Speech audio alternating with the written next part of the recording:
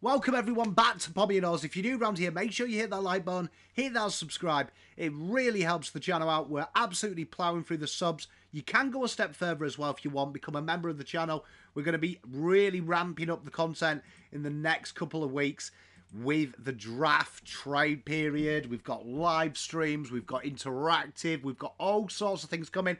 And you can become a member, like I say, with a click of the button for the price of a cup of coffee. And we're here with the first of the semi-finals, Carlton versus Melbourne at the G, 7:50 on a Friday. This is an exciting one. You've got two sides here who have got the same strengths, the same weaknesses. It is one that you're just really salivating when you look at it. You look at it and you're like, oh yes, this is what you want to see in Friday Night Lights. And let's look at it. Carlton off the back of a grindy win that showed a lot of maturity versus Sydney in their first final for what was a decade, and they saw it out well. A real good poignant from that is what we talked about in the previews of the finals, that what sides' weaknesses are traditionally in the season, they're always going to be there, but it's genuinely a case that the strengths stay the strengths, so whose weaknesses become stronger. And this is really interesting because both sides' weaknesses are very similar. Carlton's conversion and Melbourne's conversion has been much of a point of contention, but both have very rigid backlines and very strong through the corridor. Carlton, they are the number one side in the ground ball, the effort indicators. They are strong round contested possession. They are number one, and they will play that manic, tough brand football. They won't be fazed by it. Same with Melbourne. Now, it's interesting. If you go back to the preview, I did say that I thought Collingwood were going to win. And that is because I feel like their weakness of Melbourne is getting the ball on the outside. If you can get the ball out the side away from the contest and get them to spread, that has been a way. Ed Langdon, Trent Rivers are very good down that wide side, especially Lockie Hunter when he goes there as well. But it's about getting them to have early entries, which has really found sides have had success on the intercepts and the ability to counter punch from there, which is what Carlton did exceptionally well versus Sydney, making them, trying to take away that short option. When it didn't go Carlton's way, they got punished, but genuinely on the whole, across four quarters, they kept their wingers out wide. They forced the opposition out wide and forced them to kick early into them hot zones for McGovern, Marchbank and Whittaker to go. This game here is really, really poised to be an exceptional one. The battles that are on this are absolutely exceptional for me, someone who is invested interest, but to see your Tracks and your Olivers going against your Cripps and your Hewitts. And it's interesting, last time they played, when Carlton won, Newman and Hewitt were the leading influences in that game, and I suspect that that's going to be another tale of the tape. It's about who outside of your Walshes, your Crippses, it's going to be that third best. It's going to be your Vineys versus your Hewitts are going to have a real big impact on this game. And then your ability to punish off halfback, because both sides can be wasteful with their inside 50s. Let's look at Carlton then over the last 5 games. As we know, Carlton's kicking percentage starting to slowly edge its way down as we get into the real crux of the season, but the disposal efficiency stayed about the same. 55 inside 50s, Carlton not really ploughing them in, and we're going to come to two sides here. That's the one thing. Carlton have really tried to maximise their inside 50 entries. That has been the way that they've negated maybe this lack of efficiency in there recently, that they're not trying to plough it and they are trying to go for more high percentage plays. Particularly that deep ball that you see that Cottrell invariably gets on the end of sharking it. Carlton are trying to go deeper. That is it. They're trying to play the percentages. They've really settled on this Fogarty of really pressuring the ball and trying to maximise their opportunities for that. And that is a real delight. The 78.4 rebound rate is absolutely phenomenal. And you're coming up against a side that probably is the only other side that holds the torch in that avenue, their rebound 50 rate over the last 5 games in Melbourne. The Carlton are very good at this. So are Melbourne. It's their strength. They really do negate opposition's inside 50s. And that's partly from pressure, partly from good structure as well. Pressure being they're giving up the shots. St Kilda last week against Sydney.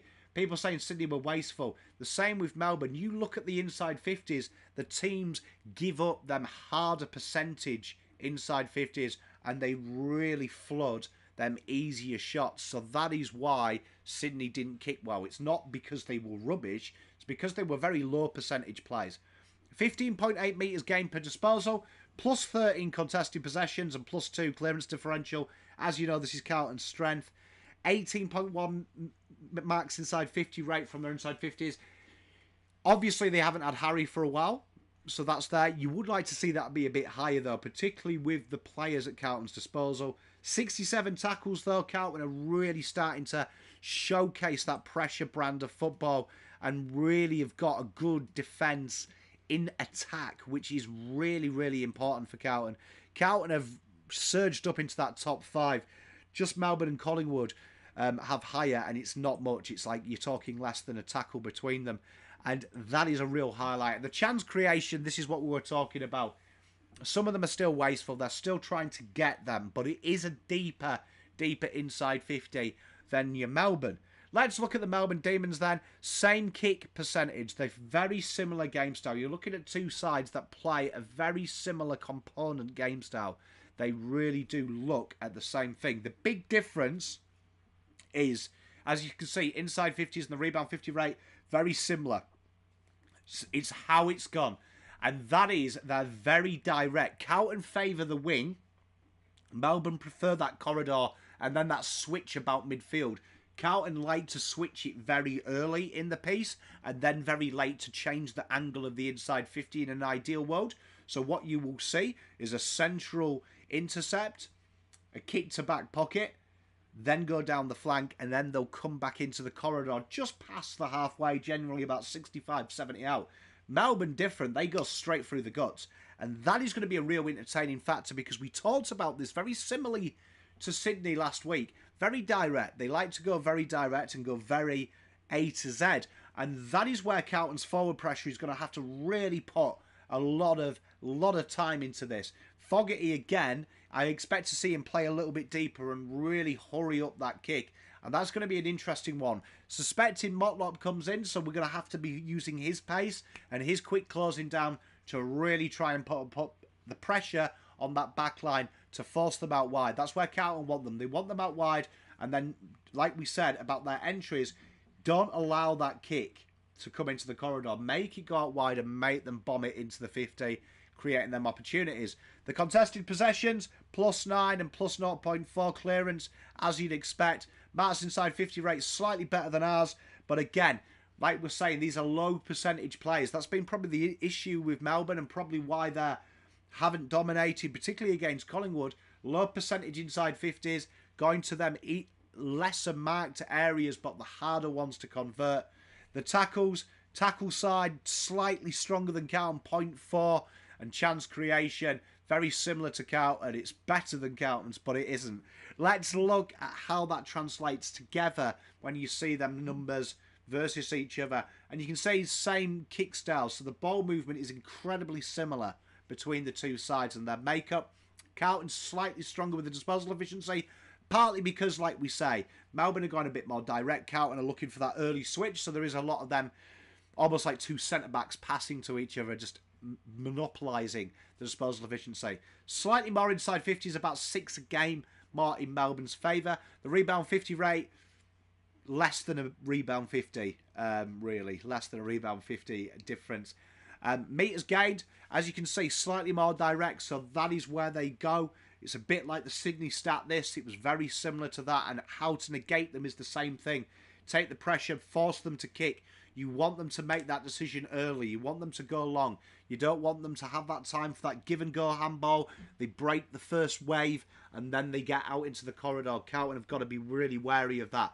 Contested possession and clearance differential, as you'd expect, in favour of the Blues.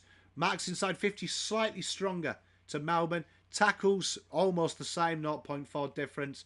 And chance creation, they do create more, but are a worse kick inside at goal than Carlton. So that is going to be the opportunity there for intercepts. And for a side like Carlton, who people complain about their differential on turnover, this is a big thing. Again, Carlton are the leading side at creating opposition turnovers. So they're going to be looking at this here, and they're always going to hemorrhage it against. Let's look at the quarters in the last 5. So Melbourne and Carlton, genuinely a very similar start. Now, this is really interesting. It's that second quarter and the way that Melbourne end. And you can see that they've got a flag-winning side here. They've still got that mantra of go time in the important areas. Just before the second and in the fourth quarter. Carlton, very steady. Do you know what I mean? It's very steady. It's very consistent across the board. But that fourth quarter, they haven't lost a fourth quarter. And this is the matchup between Carlton, who are 11-0 from leading at the third quarter, to a side that has won fourth quarters 100% of the time over the last 5 times. That is a very, very interesting little thing there, because that means something's got to give. In reality, something has to give there. 13 quarters out of 21, 10 out of 20 for Carlton. It's a very exciting matchup there. Just even on paper there, it just shows you the fine margins of this game. We're trying to separate these two sides. Both of these sides are really strong. Now, it's interesting that even though Melbourne have won them quarters, and this is why I always say quarters are a very interesting start without context, we've won 4 out of 5. They've won 3 out of 5. So let that sink in. It's a very interesting one. And Carlton's opposition has been far superior to what they faced. So that is going to be a really interesting little battle there. And I would say, like where I said last week with Melbourne versus Collingwood, whoever wins the first quarter wins it, I'm inclined to say that again here. I reckon whoever's leading at halftime wins this game. I think that's going to be it. Carlton need to really look at starting well here and forcing them not to be able to contain the margin and then run in the fourth quarter. They've got to make them go early and burn credits quickly, which is what Collingwood did. As you can see, they could fight back very quickly, but Collingwood had done so much work that eventually the gap was too big. Let's have a look at how that looks in the different departments. So Carlton's defence versus their forwards. Advantage Carlton. We've talked about their issues. We've talked about their kicking issues at goal, their efficiency inside 50. Carlton should feel favourites, and it's still the same when we go to there. We'll skip to forward versus defence. It says the same story. Melbourne's defence expected to get on top there. The midfield is an interesting one.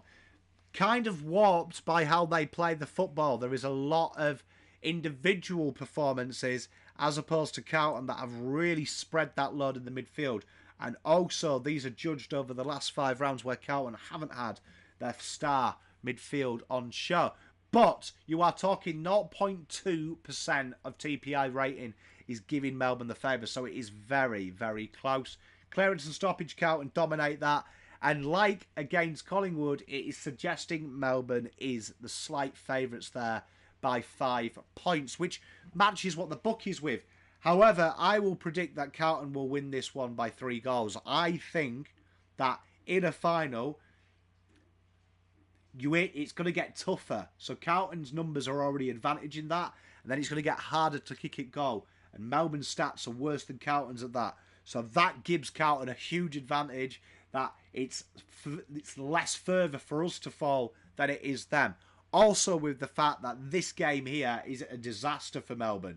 Melbourne have been one of the premier elects all season. For Carlton, they're new to this. And I feel that after last week, the form and the happiness is going to be great. And I love the JSOS Motlop addition to this one over Harry and Martin. Martin's a big loss, but I feel that them two there, especially Silvani, with the surname and the blood and the lineage in this game, being able to be plonked in a central position as a target is a huge advantage, and that running power of Motlop to pressure there. And people forget Motlop has averaged, since the turnaround, just under 2 goals a game and risen into top 20 of tacklers inside 50 in pressure numbers.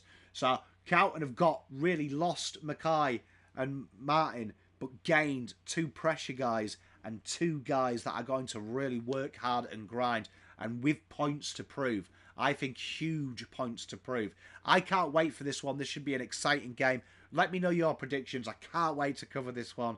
Go Blues. See you soon. Pom out.